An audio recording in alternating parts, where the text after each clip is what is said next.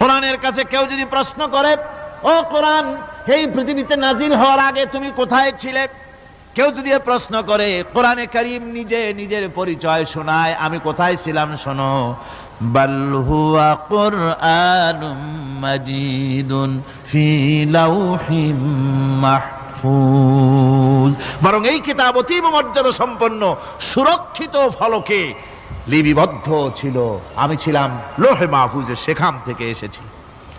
যদি কেউ প্রশ্ন করে, কোরআন কি কোরআন, তুমি কার উপরে অবতীর্ণ হয়েছ?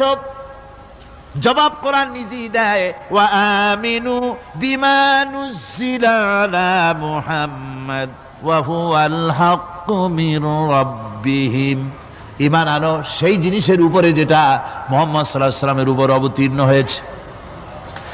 আবার অন্য আয়াতেও জবাব পাওয়া যায়, তাবারাকাল্লাযী নাযালাল ফুরকানা আলা আবদিহি লিয়াকুনা লিল আলামিনা নাযীরা। অতীব বরকতপূর্ণ মহান সত্তা সেই আল্লাহ রাব্বুল আলামিন, যিনি তার বান্দার পরে ফুরকান অবতীর্ণ করেছেন। সুবহানাল্লাহি ওয়া বিহামদিহি। কোরআনের নাম আমি বলেছিলাম শুধু কোরআন নয়, অনেক নাম আছে। কোরআনের আরেক নাম ফুরকান। কোরআনের আরেক নাম কি? আল ফারকু বাইনাল হাক্কি ওয়াল বাতিল। কোরআন হচ্ছে সেই মহাসত্য যা মিথ্যা এবং সত্যের মধ্যে পার্থক্য সূচিত করে, মঙ্গল এবং অমঙ্গলের মধ্যে পার্থক্য সৃষ্টি করে, যা সত্য এবং মিথ্যার মধ্যে তাফরিকা সৃষ্টি করে, সত্যকে মানুষকে বুঝিয়ে দেয়। তার নাম হচ্ছে ফুরকান।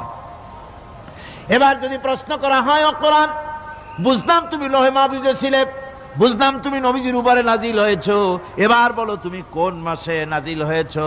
তুমি তো আসছিলা প্রথম কোন মাসে নাজিল হয়েছো? এ প্রশ্ন যদি কেউ করে, কোরআন তার জবাবে বলবে, শাহরু রমাদান